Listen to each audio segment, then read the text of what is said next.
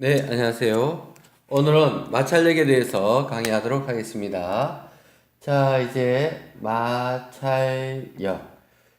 지난 시간에 힘의 종류에 대해서도 공부하고 여러 가지 했습니다. 그죠? 자, 힘 파트 같은 경우는 여러 가지로 나눌 수 있습니다. 접촉에서 작용하는 힘이 있었죠.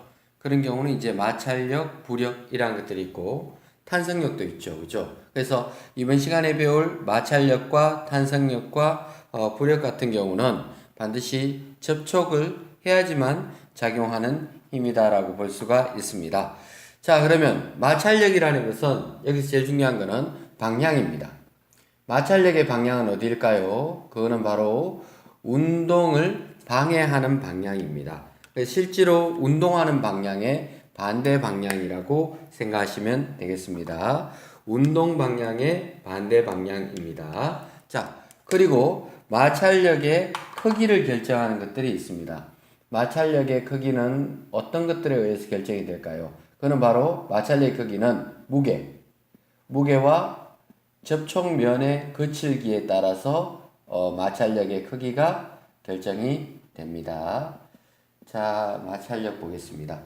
그래서 마찰력 같은 경우는 이제 보면 이런 내용들이 시험에 나올 수 있습니다. 한번 보시죠. 자, 어떤 경계면이 있습니다. 어떤 경계면에서 어떤 물체를 이렇게 했을 때와 이렇게 세웠을 때 두 가지가 있습니다. 그럼 이 물체와 이 물체는 크기도 똑같고 질량도 똑같습니다.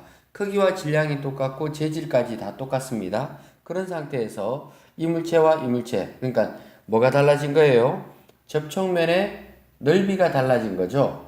접촉면의 넓이와 마찰력은 어떤 관계가 있을까요? 그는 아무런 관계가 없습니다. 그래서 A 상태나 B 상태나 마찰력의 크기는 똑같습니다.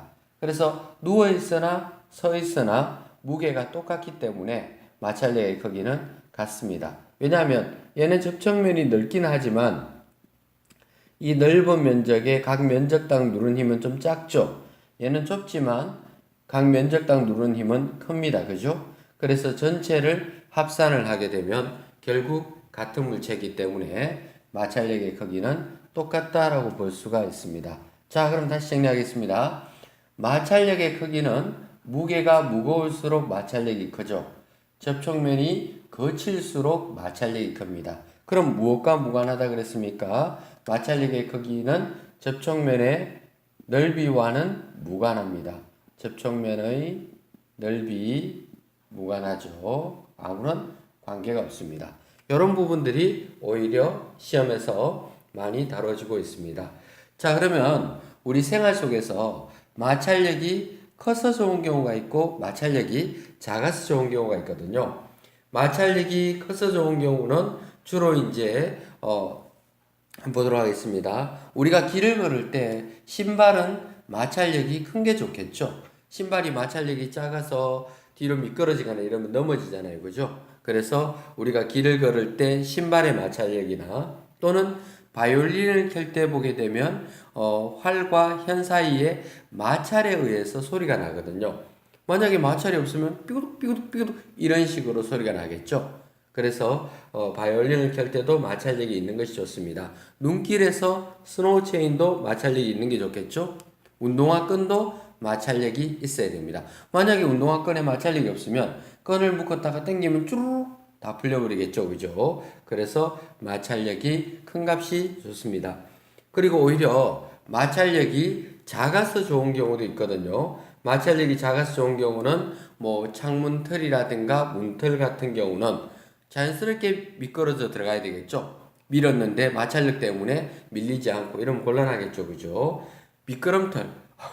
미끄럼틀에 마찰력이 크면 대책 없죠. 그죠? 미끄럼틀을 탔는데 쫙 미끄러져야 되는데 마찰력이 커서 막 그죠? 막 엉덩이 막 다 이렇게 그죠? 따갑게 다 뻗어지고 이러면 곤란하겠죠. 그죠? 그리고 스케이트나 스키를 탈 때도 마찰력 값이 작은 값이 훨씬 좋습니다. 그리고 기계나 자전거에 윤활유 기름을 뿌려주는 이유도 마찰력을 작게 하기 위해서 그렇습니다. 이 모든 것들은 우리가 생각을 해보면 알 수 있는 내용들입니다. 그래서 마찰력이 커서 좋은 게 있고 작아서 좋은 게 있으니까 그 내용들을 생각해 보시고 시험에서 잘 이해해 주시면 되겠습니다. 자, 그러면 구체적인 문제 하나를 예를 들어 보겠습니다. 자, 어떤 나무로 된 토막이 있어요. 1kg짜리입니다. 그리고 철로 된 1kg짜리 토막이 있습니다. 그러면 이 나무로 된 경우와 철로 된 경우가 무게는 똑같습니다. 그렇지만 나무와 철은 접촉면의 거칠기가 다르겠죠. 접촉면의 거칠기가 다릅니다. 그럼 여기서 나무 1kg짜리를 끌고 가려면 나무는 좀 까칠까칠한 편이고 철이 매끈매끈하다고 생각하겠습니다. 나무는 까칠합니다. 그리고 철은 매끈합니다. 그러면 까칠하니까 마찰력이 크겠죠. 이런 경우는 마찰력이 8N이라고 선생님이 정할게요. 철은 3N이라고 정하도록 하겠습니다. 자, 여기서 문제를 한번 내보도록 하겠습니다. 자, 예를 들어서 나무 도막을 아래쪽에 하고 그 위에 철을 올려놓았습니다. 그랬을 때 마찰력의 크기와 철을 아래쪽으로 하고 나무 도막을 위로 올려놓았을 때 마찰력의 크기는 어떻게 다를까요? 자, 중요한 거는 나무 도막과 철을 포개어 두었으니까 둘 다 2kg이라는 데는 차질이 없습니다. 2kg이니까 조금 전에 1kg에 비해서 마찰력의 크기가 2배 커졌다고 볼 수가 있겠죠. 근데 자, 첫 번째 내용을 보겠습니다. 여기는 아래쪽에 나무 도막이 얹어져 있죠. 그러면 나무 도막과 이 면의 마찰력이니까 이거와 관련이 되겠죠. 그러니까 접촉면이 나무니까 얘와 관련이 됩니다. 그럼 얘와 관련이 되면 8N의 2배를 하면 얼마? 16N이 정답이 되겠죠. 그리고 이쪽에서는 누가 접촉면이 되었어요? 철이 되겠죠. 철은 매끈매끈하니까 얘랑 관련됩니다. 2배 되면 6N입니다. 그렇죠. 똑같은 두 물체를 포개어서 2kg을 만들어서 가는 거지만 접촉면이 나무가 되느냐 철이 되느냐에 따라서 마찰력의 크기는 달라질 수 있다는 것을 이번 시간에 배워보았습니다. 네, 감사합니다.